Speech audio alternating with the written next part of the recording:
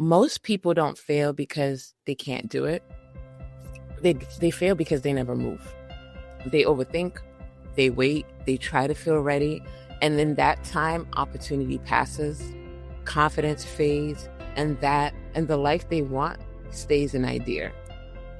Because the truth is, you can do more than you think, but only if you're willing to move. Confidence doesn't come before action, it comes because of it. Welcome to the interview room, where real conversations build real growth. Each week, we sit down with amazing business owners and everyday experts to uncover what's really behind the biggest wins, toughest failures, and boldest goals. Because here's the truth, you don't have to have it all figured out to sit in this room. I'm Coach Annie. Let's learn, laugh, and level up together. Welcome back to the interview room, where preparation meets opportunity, where clarity creates confidence, and where you learn how to show up when it matters. I'm Coach Annie, and today's conversation is about what happens when you stop thinking about what you could do and start actually doing it. Today, I'm joined by Nick, contractor and owner of Carpentry Solutions. Nick has been in his profession for over 3 years, but what stood out to me is that he took a chance. He's building bridges between vision and reality, one project at a time. And that's not just about carpentry, that's about execution. That's about something that exists in your head and actually bringing it to life. Because a lot of people have vision, but very few people are willing to go after it. Nick, welcome to the interview room. Hey, Annie. Thanks for having me on. No problem. So I want to start at the point where most people hesitate, which is the beginning. Take me back to when you first decided to step into this work and build something of your own. Yeah. So I think we need to backtrack to 2018. I had just moved from Nicaragua, where I was living overseas with my wife and 2 kids. We came to help support a church plant here in Bozeman. And I got off the plane and the guy met me and said, "Hey, you're going to work for me until you can find, full-time stuff." So that's where I started out in contracting. And then I did that for a couple years. And I had thought at the time my goal was to be in full-time ministry. And so I jumped into full-time ministry in 2020, and it really just wasn't my calling. So the beginning of Carpentry Solutions came after a time of prayer with my pastor and one of the admin assistants, as we were discussing really me taking a step back from full-time ministry and what I was going to be doing. And the idea said, well, I know how to do contracting. I know how to do costing and estimation. Maybe that's something I can do to help people in their business expand and grow.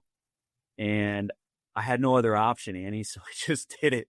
I put together a website at night. I put together all my documents and everything within a week. I turned everything into the state. I started the LLC, and then I started working contacts that I already had who were in the construction business, and they picked me up.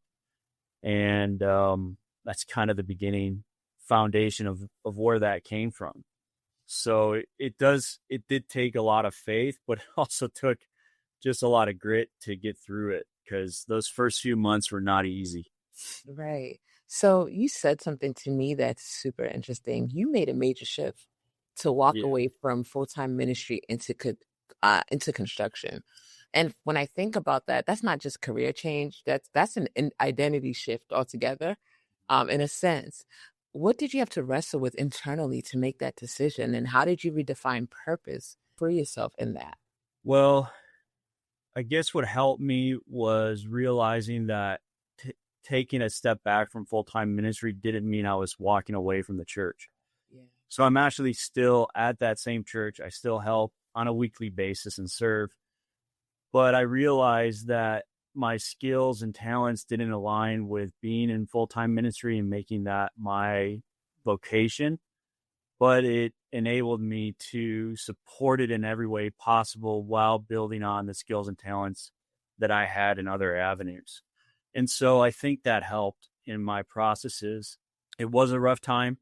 It wasn't easy.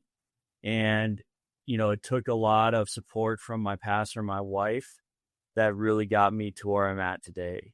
And so when I think of 3 years ago now, and what has transpired in the time where I'm at, it's really, I know people say it, but it is a miracle that I'm still standing, because mentally I wasn't all right, went through a lot of hardship there, but in the long run, I knew it was the right decision, and I've seen how it's been blessed by that. As you're talking, I'm like, what comes to my mind is like most people don't need more time, they need a decision. And you made that decision, right? Even if it was uncomfortable. Thinking about that, what do you think separates people who move from the ones who stay stuck? I think it's practice, Mhm. honestly. Um, when I was 27, I had met my wife, and I was really challenged. Like, what do I do? Because she lived in Nicaragua. She was born and raised there. Mhm. And I was at a point in my career, I was in medical sales, and I was burnt out. I've been flying 45 weeks a year for 2 years straight, going on my third. And I saw my life as like, it's either going to be this the rest of my life, or I do something else that I'm more passionate and more excited about. And I had a teaching license in literature. And Mhm. so I signed up for a school in Nicaragua, the American school, and I went down there. That was the first major shift of my life. And I think when you ask about making decisions, you have to do it on conviction. And when I say conviction, it means not even all the answers, not even all of what, is going to transpire in the future, but there's a reality in your heart that you have to follow that stays true to yourself and who I believe God made you to be, Mhm. to actually follow through with those decisions. And that was probably the first time in my life where I made such a huge change, that I didn't sit down, talk it through with all my friends, with my family. I just knew I had to do it. And so when I told my parents, they were shocked. When I told my friends, they were shocked. My brothers were like, what in the world? He's giving up everything. I was making six figures in medical sales, and, it was a good job. It was a great job, but I just knew it wasn't what I wanted my life to be. And so I did it. I flew overseas. I became a teacher at an American school where I was, being paid sub 50K a year, and loving it. Um, Mhm. Absolutely loved it. So when I hear you speak and hearing the differences in ministry and carpentry and the shift that you made, there's a term that I hear a lot, which is servant leadership. And it's usually something people usually associate with corporate or ministry. But you're in construction world, business, running projects, working with clients, managing real times and pressure. When you think about servant leadership, actually look like, what does that actually look like in your world or your site with your teams and with your clients that you deal with?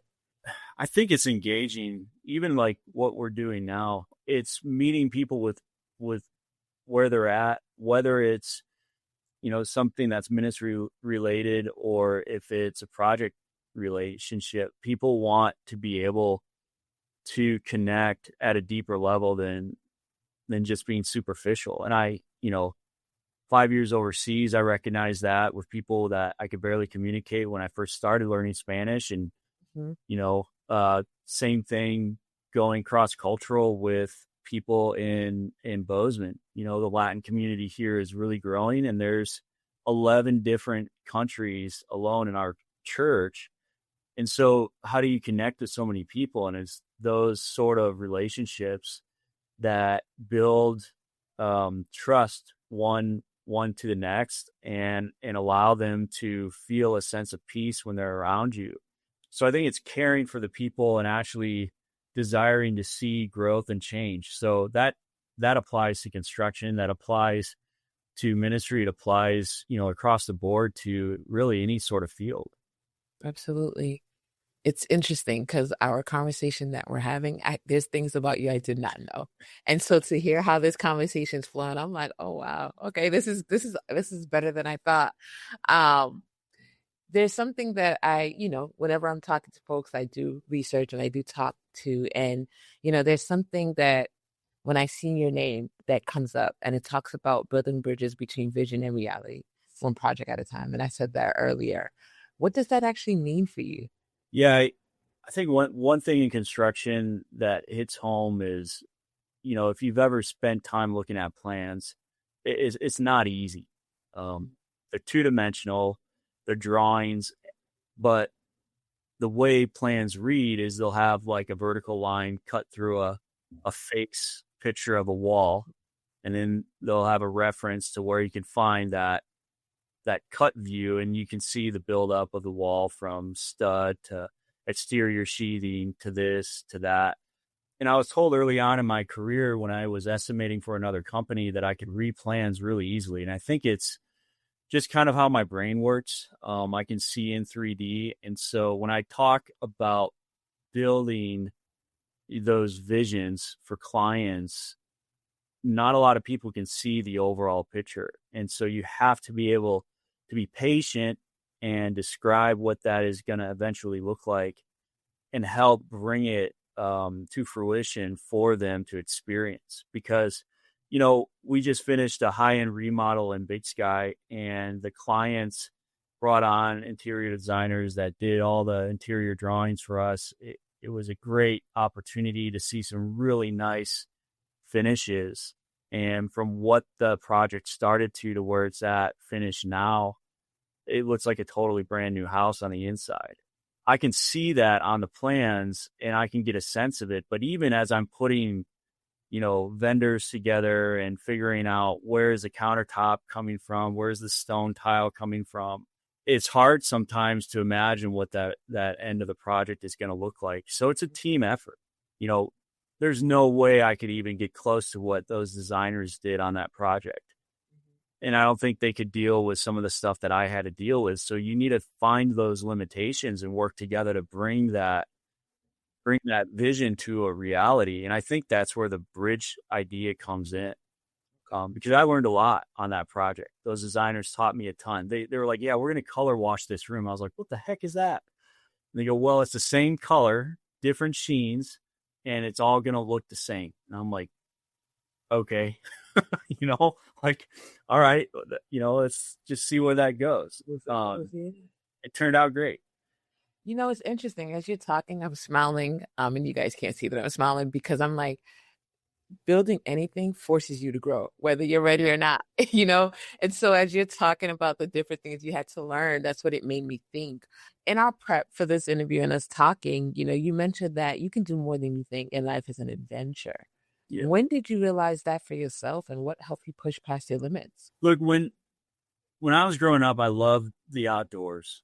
I had an opportunity when I was in high school and to go on these backpacking trips to the Appalachia Mountains. And those are absolutely pivotal. They are critical. We would spend 4 days during our spring break. So when other people are going to find beach vacations, I was going into the mountains and hiking with 30 pounds on my back, sweaty, dirty, no showers, but loving every minute of it. And I did that out of college with some good friends of mine.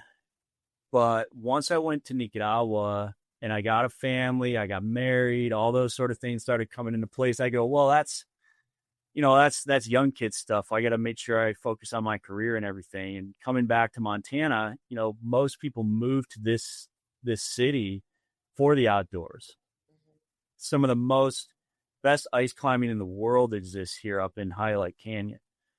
But for whatever reason, I just had written all the outdoor adventures off. And it was my pastor that started up Petra Wilderness is the name of it. It's an organization that takes youth out in the mountains, gets them away from all their screens, gets them away from all the distractions, all the stresses, all the anxieties, insecurities that they feel, and puts them in the mountains and lets them have conversations and brings healing to their lives. It brings so many valuable things, great lessons, everything. I just never thought I'd ever do anything outdoors post 30. And here I'm getting ready to go on a trip to Alaska this year. I spent a week and a half last year in Cusco. A lot of these are ministry related, where we're looking at church planning, translating all this ministry, and the outdoor stuff to other countries as well. And then also doing it here in the Montana region. This May, I'll be in Utah for a week with a group of kids training for kind of desert landscape. And so these are things that, one, I thought, well, it's irresponsible for me to go on these trips because it's not going to be, time spent in work. Two, my family's going to miss me for a week, this and that. I don't think my family would be okay if I didn't go on these trips because they get excited. Like my kids are 9, 8, and 6. And now when I go on these trips, they're like, when do I get to go, Dad? When do I get to do? And this year we're going to be taking up, I think it's between 8 to 12-year-olds into the mountains. It's about a 7-mile hike, really pristine alpine lake. We spend 2 nights out, and my boy gets to go on that for the first time, and he's pumped. Like he's been talking to me about it since January. So when I think life is an adventure, again, I have to give credit to my pastor for that, because I would have totally keeled over and just given up, all of that to, the sacrifice of my job and career and just providing for the family. And what it's done is it's expanded my mind to think outside the box and be able to be an entrepreneur and be able to think in a way that I never would have been able to. You made me think back to a question because you've mentioned, your kids and your family and your wife and your church and your community. As you were navigating the transition from ministry and into carpentry and into your business, how do you think your family factored into that decision to move to that path? It was huge. We weren't doing very well.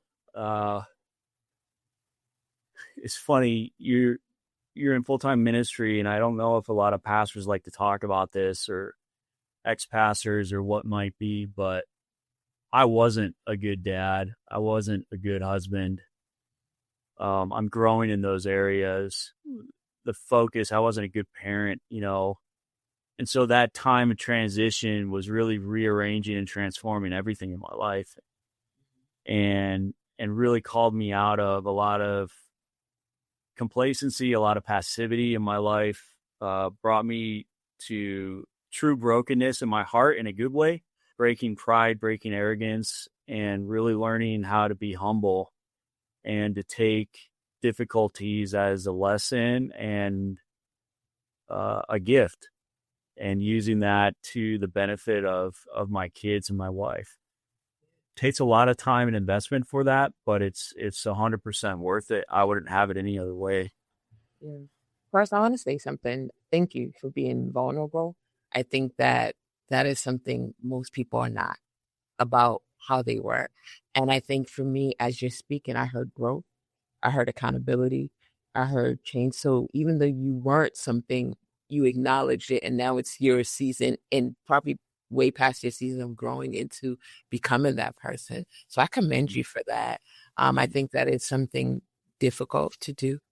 And I think that is something that if more people talked about, it actually draw people closer to God, because it's the bond of knowing that, hey, we're not perfect. We make mistakes.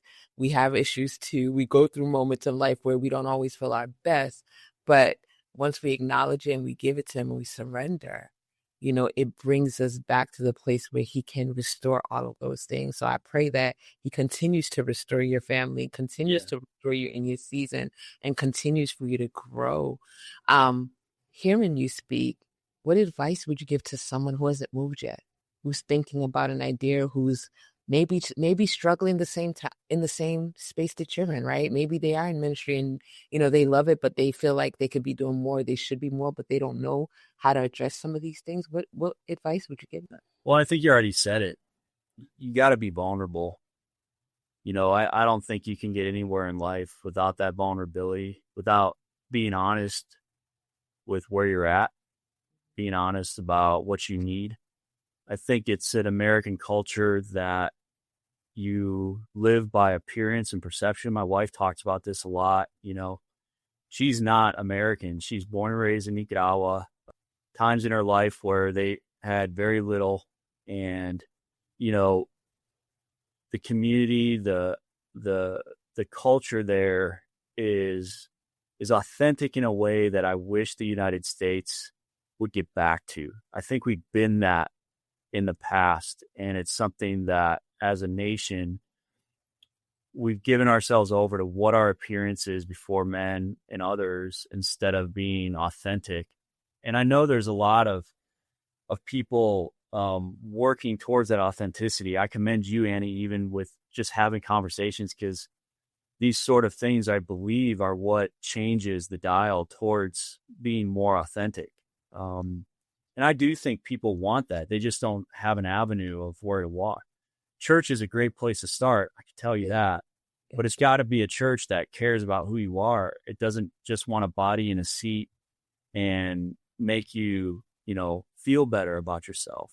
So the vulnerability is you have to recognize who you are before God, and the need for a broken heart for who you are and who he is, but also a broken heart for the people that he's trying to reach through you. And that's important.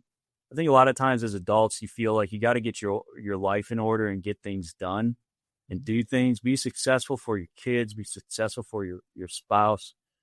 And we forget that in doing so, a lot of times we end up overlooking those cracks and fissures in our character that God wants to work on, that need to be worked on just for the benefit of others.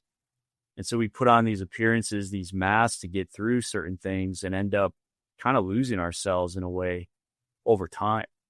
So having points of grounding, having points where people are really honest with themselves, journaling has been something I've done on and off in my life. And recently I had to pick it back up to keep track. I'm turning 40 this month. So, my memory isn't as good as it used to be.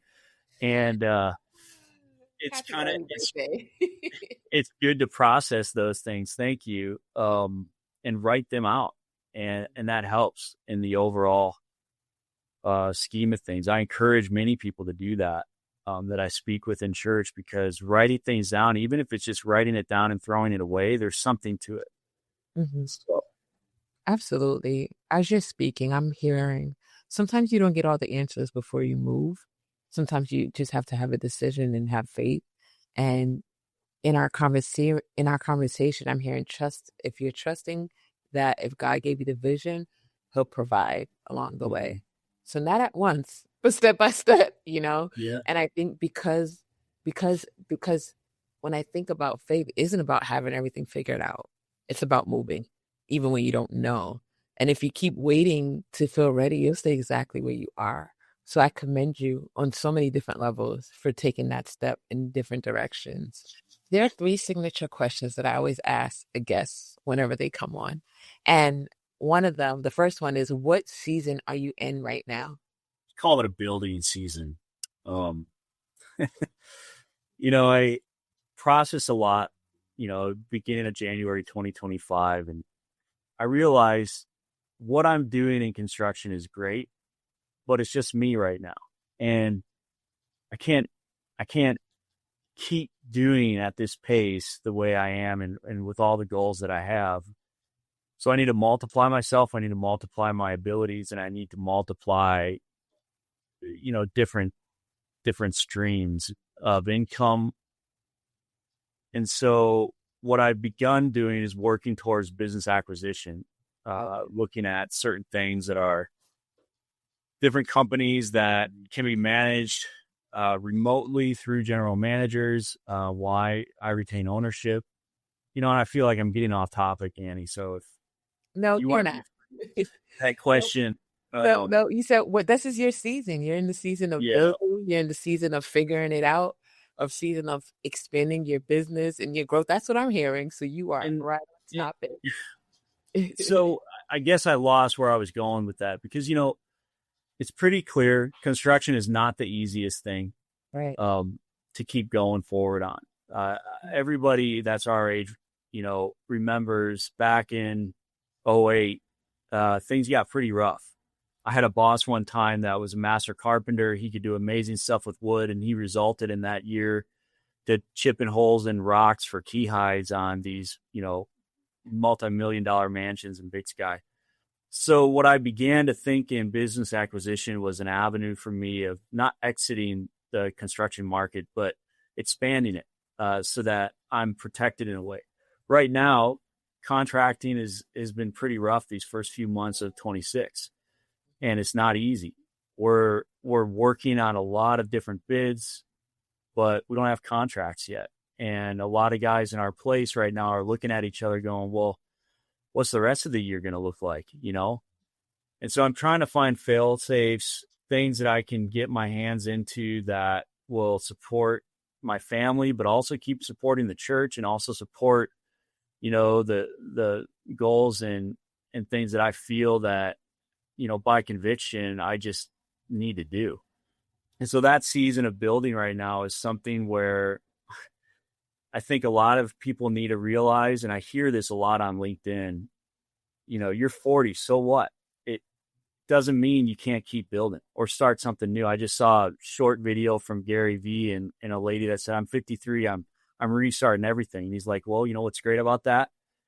If you have the right perspective, you might have 50 more years of work and reinventing yourself. And I like that. I personally don't believe in retirement. I believe in slowing down a little bit. And I think that's congruent with, you know, calling in life. You don't just one day stop everything you're doing and look for ways to just coast out the rest of your days. I think statistics show most people that do that, they end up not lasting longer than 5 to 6 years. So what I've been encouraging myself with and realizing more and more is that God's plan for me doesn't just end at some point 65 and I just go into retirement, start collecting seashells and, you know, live on a beach somewhere. It shifts, it changes. And I had so many career changes in my life that I realize that's probably more true than most people want to admit.